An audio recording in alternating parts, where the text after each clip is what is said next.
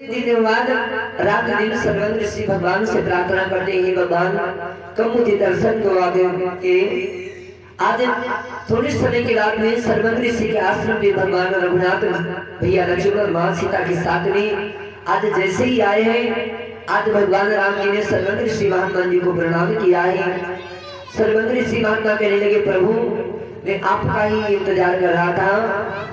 आज सर्वंग ऋषि महात्मा जी ने भगवान राम को बैठने के लिए भी नहीं कहा। सर्वंग ऋषि महात्मा जी कहने लगे, प्रभु आप थोड़ी देर रुक जाइएगा। आज सर्वंग ऋषि चारों दिशाओं से दौड़ दौड़ करके लकड़ियां लाने लगे हैं और लकड़ियां लाने के बाद में एक चिता बनाई है सर्वंग ऋषि महात्मा जी ने। चिता बनाने के बाद में उस चिता पे जाकर के बैठ गए और लक्ष्मण से कहा, लक्ष्मण वो मेरा कमंडल रखा है उसमें गंगा जल है, मुझे कमंडल दो आकर के। आज सर्वंग ऋषि ने मेरी मैया आज जैसे ही अपने हाथों में भोजन लिया और कहा, हे रघुनाथ मैंने जीवन में जितना पुण्य किया, जितना भजन किया सब तुम्हारी कृपा से किया, जितना तप जितना भजन मैंने किया वो सब तुम्हारे हे राम जी सब चरणों में तुम्हारी समर्पित करता हूँ। हे रघुनाथ तुम्हारे हवाले जितना भजन किया सब छोड़ करके जा रहा हूँ। आज सर्वंग ऋषि ने क्या किया, भगवान रघुनाथ जी के चरणों में सारी भक्ति प्रदान कर दी मेरी मैया और अपने दाहिने अंगूठे से अग्नि को प्रज्वलित किया और उस चिता पे बैठ करके अपनी आंख को सर्वस्व जला दिया। प्रेम चूड़ी रामचंद्र भगवान की अपने को स्वयं जलाया सर्वंग ऋषि महात्मा जी ने। भगवान रघुनाथ ने सर्वंग ऋषि महात्मा जी को अपने धाम के लिए भेज दिया।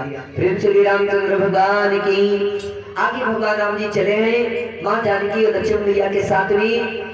एक और कहानी आती है रामचरितमानस में। अगस्त मुनि के चेला है सुदीक्षित महाराज जी। सुदीक्षित महाराज जी अगस्त मुनि के चेला है।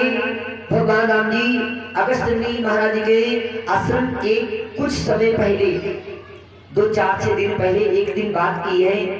अगस्त मुनि कहने लगे अपने चेला से, हे सुदीक्षित महाराज जब तक मैं हरिद्वार घूमने के लिए जा रहा हूँ तब तक मेरे ठाकुर जी की सेवा तुम करना।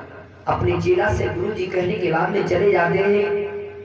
दूसरा दिन हुआ, सुबह हुआ, सुदीक्षित महाराज जी ने क्या किया, भगवान राम जी को स्नान करवाया। शालिग्राम भगवान को स्नान कराने के बाद में उन चेला साहब को भूख लगी है। चेला को जब भूख लगी तो चेला उसी आश्रम के समीप में एक नदी थी और नदी के पास में एक जामुन का पेड़ था। जामुन का पेड़ था। सुदीक्षित महाराज जी सोचने लगे, मुझे भूख लगी है, क्यों ना करें हम जामुन के फल तोड़ लें और भूख अपनी मिटा लें। आज सुदीक्षित महाराज ने क्या किया, शालिग्राम भगवान को उठाया और शालिग्राम भगवान को उठाने के बाद में आज जामुन के पेड़ के नीचे गए। जामुन को तोड़ते रहे बहुत समय तक। एक बार शालिग्राम भगवान को ऐसा चलाया कि शालिग्राम भगवान जाकर के उस नदी में गिर जाते हैं। जब शालिग्राम भगवान नदी में गिर गए, सुदीक्षित महाराज सोचने लगे कि कल गुरु जी आएंगे और गुरु जी पूछेंगे कि शालिग्राम भगवान कहाँ है, तो हम क्या जवाब देंगे। शालिग्राम भगवान तो नहर में चले गए, नदी में चले गए, अब कहाँ से भगवान को लाऊं। तो सुदीक्षित महाराज जी ने क्या किया, जितनी बड़े शालिग्राम भगवान थे उतनी बड़ी जामुन उठाई और जामुन उठाने के बाद में भगवान राम जी के पास में रख दी। 1-2 दिन बाद जब उनके गुरु जी आए अगस्त मुनि और पूजा करने के लिए सुबह बैठे, गंगा जल लेकर के आए, राम जी को स्नान करवाया और जैसे ही शालिग्राम भगवान को उठाया और उठाने के बाद में उनको गंगा जल से स्नान करवाया। अब जामुन का फल जैसे ही जल पड़ा उसका जो गुदा था वो निकल गया। अगस्त मुनि ने चेला से पूछा, चेला शालिग्राम भगवान कहाँ गए। चेला कहने लगा, गुरुजी ये तो तुम्हारे सामने शालिग्राम भगवान रखे हैं। अगस्त मुनि कहने लगे, चेला मैं पूछ रहा हूँ मेरी भगवान कहाँ है। तो चेला कहता है, गुरुजी पुनी पुनी चंदन पुनी पुनी पानी ठाकुर गलिगे हम ना जानी। रोज रोज चंदन लगाओगे, रोज रोज इनको नवाओगे और ठाकुर जी तो गली ही जाएंगे। अगस्त मुनि कहने लगे, मूर्ख तूने मेरे भगवान को गायब किया। जा जब तक भगवान ना मिल जाए तब तक तू मेरे आश्रम में कभी अपनी सूरत को दिखाने देना। अपने आश्रम से गुरु जी ने अगस्त मुनि ने अपने चेला को बाहर कर दिया, चला जा, मेरे तूने भगवान को गायब किया है और जब तक भगवान न मिल जाए तब तक मेरे आश्रम में आना मत आना। धन्य गुरु धन्य चेला। मेरी मैया आज अगस्त मुनि के चेला सुदीक्षित महाराज भगवान राम जी से प्रार्थना करते हैं प्रभु और कहते हैं हे भगवान हे दीन बंधु रघुराई, हे प्रभु आपके कब दर्शन हो गए, इस सठ इस मूर्ख के कब दर्शन हो गए जब तुम्हें गायब कर दिया। इधर मेरी मैया भगवान राम जी और लक्ष्मण भैया जानकी भैया आज सुदीक्षित महाराज जी के आश्रम पे आते हैं।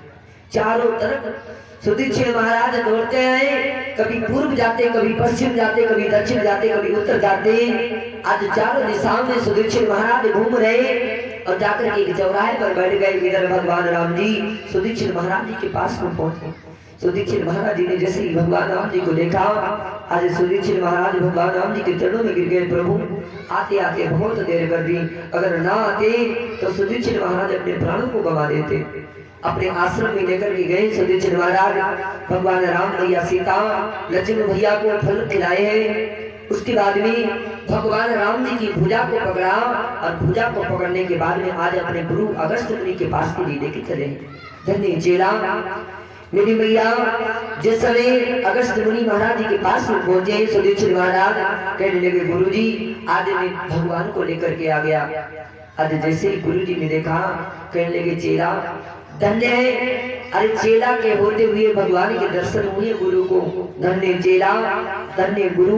आज भगवान रामनाथ जी ने लक्ष्मण भैया जानकी भैया ने अगस्त मुनि महाराज जी को प्रणाम किया है। प्रणाम करने के बाद में आज कंदमूल फल भगवान को खिलाए हैं। उसके बाद में अगस्त मुनि से भगवान राम जी ने पूछा कि प्रभु अब मैं कहाँ रहूं जाकर के। अगस्त मुनि कहने लगे हे प्रभु आप जाइएगा पंचवटी में रहिए जाकर के। आज भगवान राम जी भैया सीता लक्ष्मण भैया पंचवटी के लिए चले हैं। पंचवटी में जाकर के भगवान राम ने 5 वृक्ष हैं और 5 वृक्षों की लताएं आपस में मिली हुई है।